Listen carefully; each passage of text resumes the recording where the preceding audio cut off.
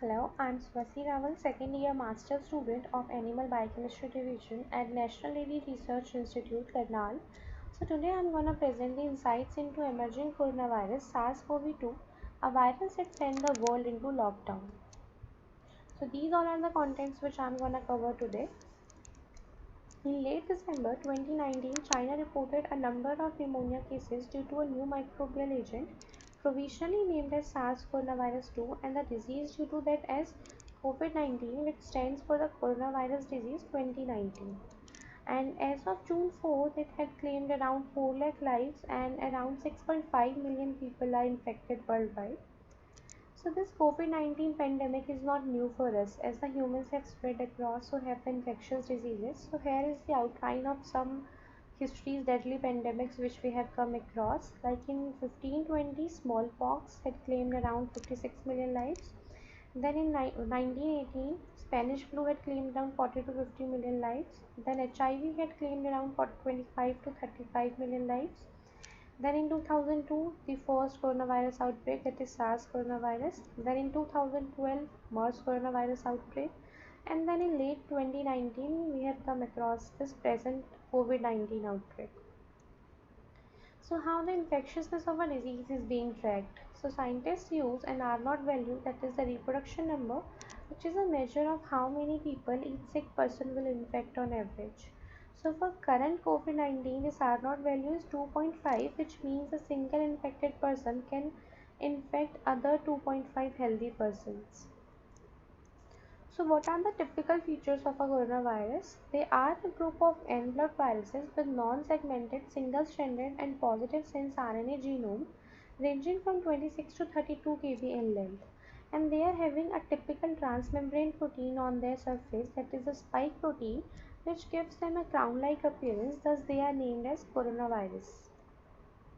So here is the taxonomic classification of coronaviruses. They belong to the order Nidovirales, family Coronaviridae, subfamily Coronaviridae, and in that four genus are there: alpha, beta, gamma and delta coronavirus. In beta coronavirus, four lineages are there, and these are the subsequent seven human coronavirus which we have come across till today. And the SARS coronavirus and the SARS coronavirus 2 belong to the lineage B of genus Beta coronavirus. So in last 2 decades, we have come across three deadly coronavirus outbreaks. The first one was SARS coronavirus in 2002 with the mortality rate of 10%, and then in 2012 the MERS coronavirus outbreak with the mortality rate of 34%. Then this present COVID-2 outbreak with the mortality rate of 3.6%. So it's been around 5 months since we are in this pandemic, but still its primary and the intermediate host is a debatable question. Some scientists are claiming that primary host for the SARS-CoV-2 can be bats and the intermediate host can be pangolins this time. So I'll cover this question in my upcoming slides. First, I'll cover the structural insights of the SARS coronavirus 2. So, they are having a 30 kb positive sense RNA genome which is encased in a nucleocapsid protein that is covered with a lipid envelope protein which is of host origin.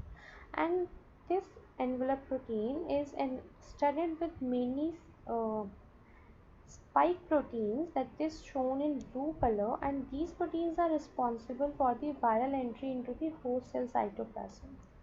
So here is the cryo-electron microscopy structure of the spike, which is color coded according to the level of conservation. So spike is a trimeric protein having two domains. The upper one is receptor binding domain, which is shown in teal color. That means it is highly variable, and this is the region which is under high evolutionary pressure as it interacts with our immune system. And the lower one is the fusion machinery, which is shown in purple color. That means it is highly conserved, and embedded in this fusion machinery there are many fusion peptides which are responsible for the deposition of viral payload into the host cell cytoplasm. So this is the complete structure, genome structure of SARS coronavirus 2. At the 5' end they are having two giant open hearing frames, and at the 3' end they are having the structure and the accessory proteins.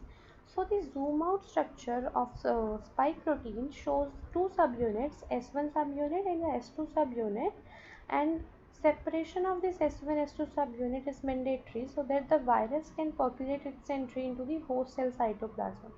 This S1 subunit is having the receptor binding domain which attaches with the host receptor, and S2 subunit is having the fusion peptide, heptad repeats, and the transmembrane domain, which are responsible for the fusion process. So the question was, is bat a primary host for SARS coronavirus 2 or not? So Liu et al. Have aligned the genome of SARS coronavirus 2 with the two bat SARS-like coronavirus and the SARS coronavirus. So it has been noticed that these two bat SARS-like coronaviruses are having the 88% similarity with the SARS coronavirus 2, and the SARS coronavirus is having the similarity of 79%. And in this similarity plot, they have noticed that the maximum difference is seen among the spike protein region. This is because the receptor binding domain is present here, which is highly variable. In this, Anderson et al. Have shown all the notable features which are very specific for SARS coronavirus 2. These blue boxes are showing the key residues of the receptor binding domain which are responsible for attachment with the human receptor. So here it can be clearly noticed that the pangolins are having all the 5 key residues similar as with the SARS coronavirus 2. On this behalf, scientists are claiming that pangolin can be an intermediate host for the SARS coronavirus 2. The other important feature, that is, the polyvasic cleavage sites are present in SARS coronavirus 2 at the junction of S1 S2 subunit. And adjacent to these polyvasic cleavage sites, there are 3 O-linked glycan residues. So the exact function of these cleavage sites and these O-linked glycan residues in case of SARS coronavirus 2 is not known yet. But in case of avian influenza, these polyvasic cleavage sites were responsible for the rapid replication and high transmissibility of the virus. So this might be the same reason in case of SARS coronavirus 2 for its high transmissibility. So this is the overall structure of human SARS coronavirus receptor binding domain complexed with human ACE2, and around 6 key residues are involved between the receptor binding domain and ACE2 binding. So out of that, around 5 key residues are different in SARS coronavirus 2 and the SARS coronavirus receptor binding domain. So these are the critical residue changes in the receptor binding domains of SARS coronavirus 2 with the SARS coronavirus. And these are the model structure of the interface between receptor binding domain of SARS coronavirus and the coronavirus 2 with human ACE2, showing all the different 6 key residues which are involved in the binding purpose. So now I will move to the viral molecular pathogenicity. In that I will cover how the virus gains its entry into the host cell cytoplasm, and after the entry how it replicates itself and expresses its genome, and after that the immune interaction. So before proceeding to the entry, I would like to mention briefly about the receptor which this SARS coronavirus 2 uses to gain its entry into the host cell cytoplasm. The SARS coronavirus 2 uses the ACE2 receptor, which is responsible for the conversion of angiotensin 1 to the nonapeptide angiotensin, or the conversion of angiotensin 2 to the heptapeptide angiotensin. And in normal condition, this ACE2 is having the protective effect against virus-induced lung injury. But when this spike protein binds to the ACE2 receptor, they get downregulated and thus induces the lung damage. And since this outbreak had started, we have heard this many times that this COVID-19 infection is a lung infection. But due to the flood of new reports, it has been described that our entire body is having the significant ACE2 expression. Thus, this COVID-19 is the disease of entire body. And here it can be clearly seen that testes are having much higher expression of ACE2 as compared to the ovaries, and this is the main reason why males are having more chances to get acute for this SARS-CoV-2 infection. So this SARS coronavirus 2 ferociously rampaged our entire body from head to toe. In many COVID-19 patients have the complaints of stroke, seizures, confusion and brain inflammation. Many COVID-19 patients have the conjunctivitis, inflammation of the membrane that lines the front of the eye and inner eyelid. Many patients have lost the sense of smell, and many patients have suffered with labored breathing due to the low partial pressure of oxygen, and many patients have died due to the heart attack and cardiac inflammation due to the blood clots.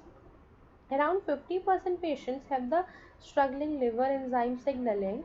Many patients have the kidney damage problem, and around 50% patients have the diarrheal complaint.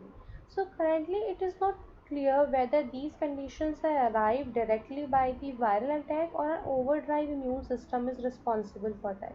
So now I will move to the entry part. So I mentioned that the SARS coronavirus 2 uses the spike protein for the entry purpose, and from the host side ACE2 receptor is being utilized. One important thing I have mentioned earlier, that the separation of S1 S2 subunit is mandatory, and this separation is being initiated by the host protease enzyme, that is the TMPRSS2.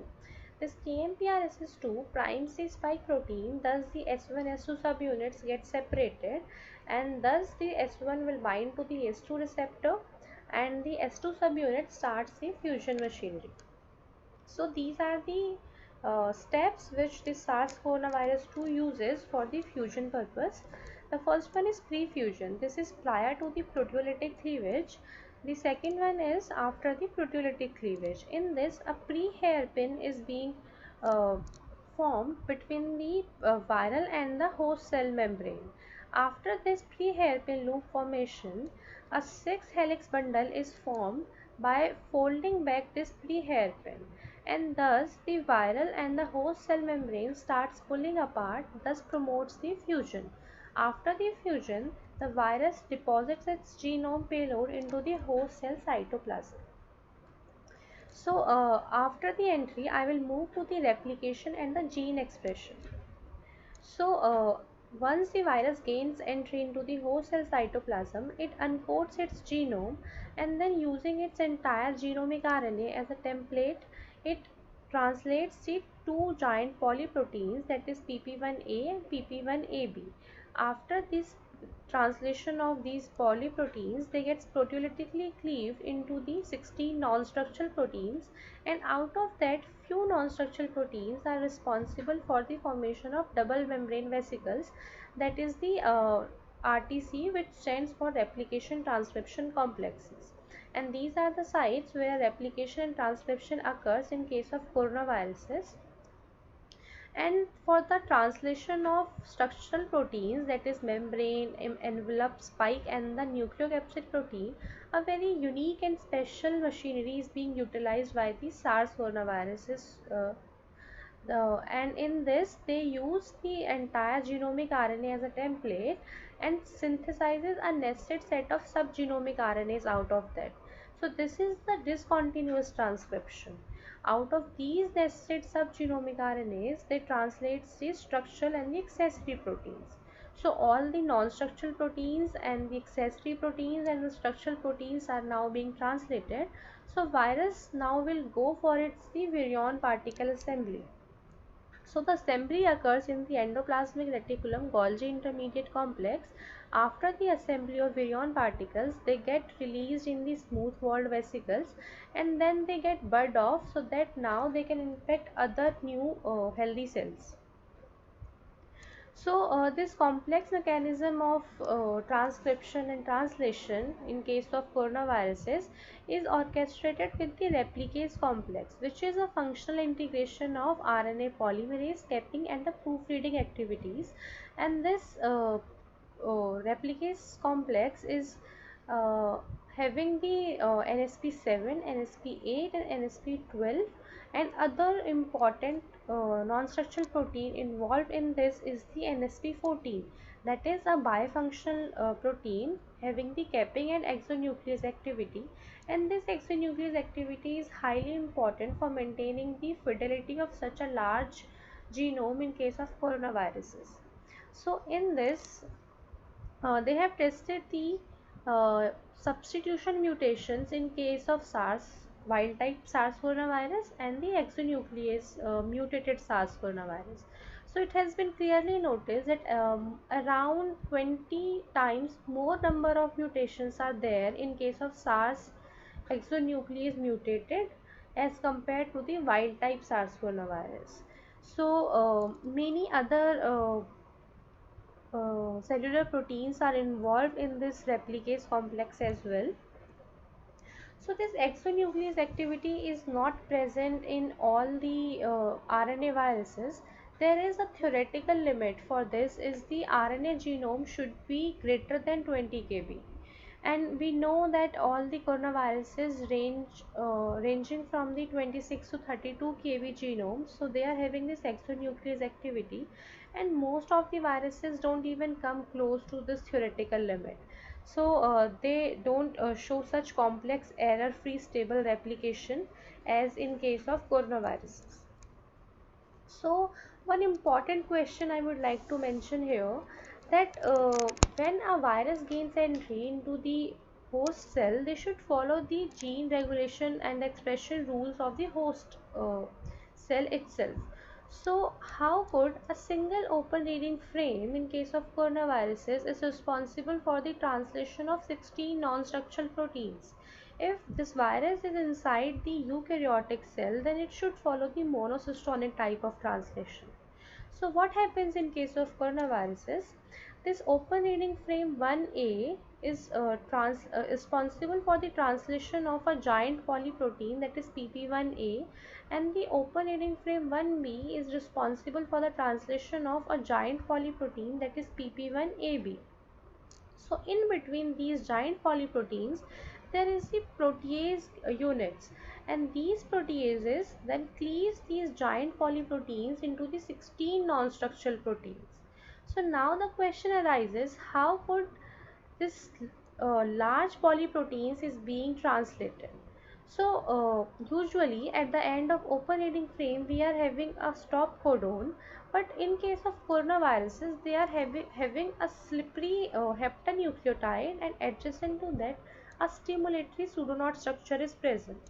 So this leads to the one nucleotide frame shifting event at the end of open reading frame 1A. So when the ribosome starts reading this ORF, no stop codon will be read here, and thus a continuous translation occurs from ORF1A to ORF1B. Thus a giant polyprotein is being translated from the single open reading frame. So I mentioned the role of structural proteins in the viral assembly, and the non-structural proteins are involved in the formation of replication transcription complexes, which are the sites where replication and transcription occurs. The third type of protein in case of coronaviruses is the accessory proteins. So what are the role of these accessory proteins? So these proteins in virus are generally specific to a particular viral species or a particular genus, and frequently accessory genes are dispensable for viral replication. These are the accessory proteins which are labeled in blue color. Here you can see um, for a number of representative beta cells like lineage A, lineage B, and lineage C. And it can be clearly noticed here that the SARS coronavirus and the SARS coronavirus 2 share a number of accessory proteins that are similar. So the exact function of these accessory proteins are not established yet. So now I will move to the immune interaction.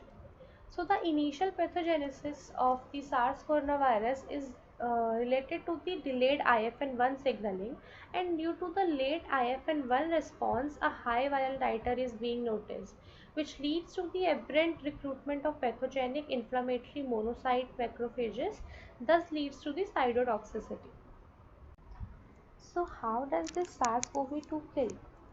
The SARS coronavirus 2 gains entry into the lungs via the fecal contamination or through the respiratory droplets and reaches deep into the alveoli. There it attacks the type 2 pneumocyte cells, which start secretion of certain inflammatory mediators. They act on the macrophages, which stimulates the continuous release of cytokines, thus leading to the cytokine storm. When this fluid starts leaching into the bloodstream, it increases the permeability of the blood capillaries. Thus, a huge amount of fluid will be there within the alveoli itself and in the interstitial space as well, which leads to the alveolar edema.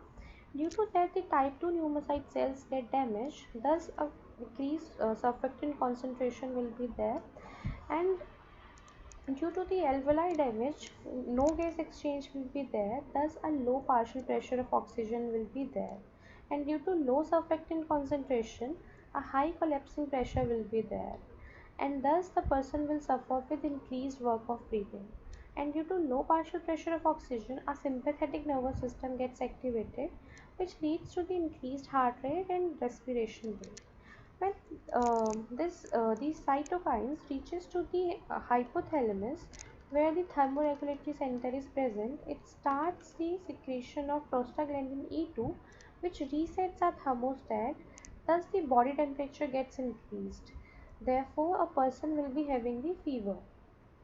And when the cytokine storm gets so severe, it leads to the systemic inflammatory response and reaches to the circulatory system, where it increases the permeability of blood capillaries. Thus, accumulation of fluid will be there in the tissue space and the interstitial space. Thus, a low blood volume will be there. Due to that, a low blood pressure will be noticed. Thus, a decreased perfusion of blood to the entire bodily organs will be there. Therefore, a person will be having the multi-organ failure. So, when to go for diagnosis of COVID-19? So, if a person come across any of the symptoms like fever, dry cough, shortness of breath, fatigue, then they should go for the diagnosis. And currently, these are the four diagnostic methods which are in use for COVID-19 infection. So, the first one is RT-PCR based diagnosis of COVID-19. In this, a nasopharyngeal or an oropharyngeal swab is being taken, and out of that, RNA is being isolated. Then, using a specific primer and reverse transcriptase enzyme, cDNA library is being constructed. Then, a fluorescent dye is added to the reaction meter and done on the thermocycline. Then, based on the CT value, it is said whether the person is positive or negative for the COVID-19. If the CT value comes in the range of 22.8 to 32.4, that means a person is positive for the COVID-19 infection. The second one is chest CT scan based diagnosis. So these all are the axial CT images of COVID-19 infected patient. So during initial infection, only small crown glass opacities were there at the periphery. When the condition got critical, a large consolidations were being observed at the periphery, and a different and a very unique pattern, that is crazy paving pattern, is being observed at the center of lobe. So it was said according to the level of severity at different times different chest CT patterns will be observed. The third one is CRISPR-Cas12 based detection of SARS-CoV-2. In this, they have designed two primers targeting E gene for SARS-like coronaviruses and N gene specifically for SARS coronavirus 2. And the corresponding guide RNAs as well they have designed. So for checking the specificity of guide RNA, they have programmed these guide RNAs to detect N gene specifically for SARS coronavirus 2 and E gene for all the three SARS like related coronaviruses. So if they use the guide RNA specific for N gene, then only SARS coronavirus 2 will be detected. And if the E gene guide RNA will be used, then all the three SARS related coronaviruses will be detected. So this is the protocol they have followed. Using the nasopharyngeal swab, they extracted the RNA, and then 20 to 30 minute RT-LAMP PCR reaction at 62 degrees Celsius, and then the Cas12 detection at 37 degree for 10 minutes, and then they visualized it on a lateral flow strip. So this way they have analyzed the result. If both N and E gene are being detected, that means a person is positive for the SARS-CoV-2 infection. If either N gene or E gene is being detected, that means a presumptive positive case can be there. And if both the genes are undetectable, that can be due to the experimental error or might be a person is negative for this SARS-CoV-2 infection. The fourth one is serological based diagnosis of SARS coronavirus 2. In this, the antibodies are being tested which are produced against the virus by our immune system, especially IgG and IgM. So, if no antibody is being detected, that means a person is negative for the COVID-19 infection. If only IgG is detected, that means a previous infection was there. If only IgM is being detected, that means a recent infection is there. And if both IgG and IgM are being detected, that means a recent infection with high viral load is there. But in case of serological based testing, a high level of cross reactivity with the mild coronaviruses, which are usually present in our body, can be there. So, this serological based diagnosis is used only for the screening purpose, not for the confirmation. So, if a person comes positive in serological based method, that should be confirmed via the RT-PCR based method. So now I will move to the available treatments for COVID-19. So currently no FDA approved treatment is there, but these are the 5 basic approaches on which scientists are relying upon. The first one is repurposing currently available antiviral medications. On 30th of March, WHO has launched a Solidarity Mega Trial to curb this SARS-CoV-2 infection, and they included these 4 medicines. The first one is chloroquine, hydroxychloroquine. These are the anti-malarial drugs. Then remdesivir, that is used against the Ebola. Then ritonavir and lopinavir, these are the antiretroviral drugs. Then interferon beta, that is used against the multiple sclerosis. Then the convalescent plasma therapy, that means transferring the convalescent plasma, means the plasma from the recovered patient to an infected patient. The third one is developing neutralizing antibodies to SARS coronavirus 2, and these antibodies can be against the ACE2 receptor or can be against the spike protein of the virus. In both the cases, virus and the host cell receptor membrane fusion will not be there. The fourth one is renin-angiotensin system blocking agents. So ACE2 is an important component of the renin-angiotensin system. So blocking this system may be a potential therapeutic tool for COVID-19. The fifth one is the ultimate hope for curbing the SARS-CoV-2 infection, that is a vaccine development, and currently 90 vaccines are there in the pipeline for curbing the SARS-CoV-2 infection. So this is the line of action of all the currently used medications. This convalescent plasma acts by neutralizing the spike protein of the virus. Chloroquine and hydroxychloroquine acts on the endosome, and by increasing its pH, they um, hampers the viral integrity.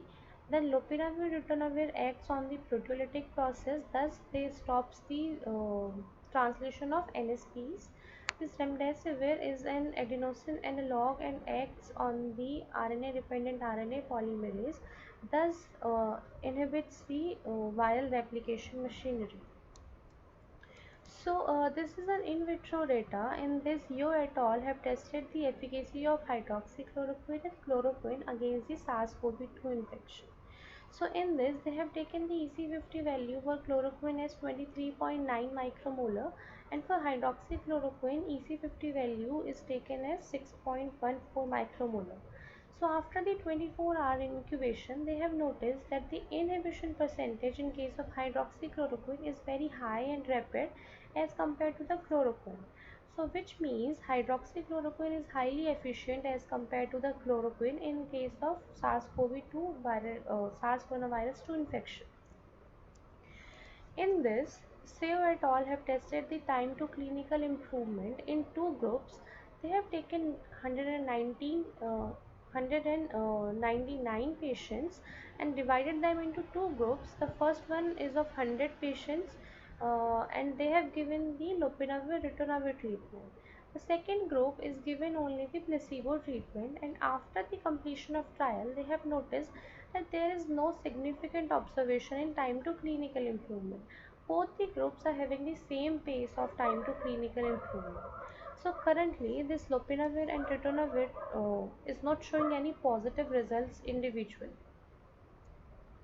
Then Shen et al. Have tested the efficacy of convalescent plasma therapy in 5 critically ill patients.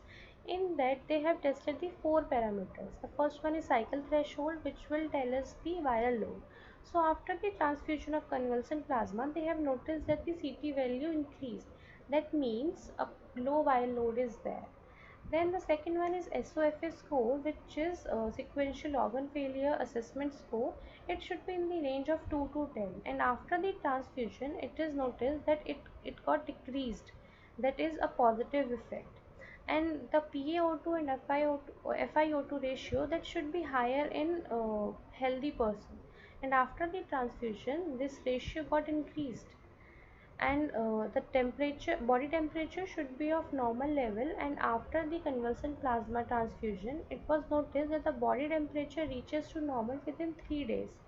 So all the 4 parameters are showing the significant results. So we have come across this news that in India, the low transmissibility of SARS coronavirus 2 is due to the BCG vaccine. So ICMR has started its trial whether this BCG vaccine is really a game changer or not. So these are the concluding remarks. This COVID-19 has become a havoc-wreaking pandemic, and infection can be from mild to severe, and there are no specific FDA-approved treatment is currently available, and social responsibilities are must, and we should be prepared for the next outbreak due to these continuous evolution of all these infectious agents. These are the WHO guidelines which we must follow to protect ourselves and the entire mankind. And there are many unanswered questions currently regarding the SARS coronavirus 2, and some of them I have mentioned here. So at the end, I would like to acknowledge my gratitude towards all the eminent professors of Animal Biochemistry Division and ARI Karnal who helped me throughout this presentation. So guys, thank you for your attention. Stay home, stay safe.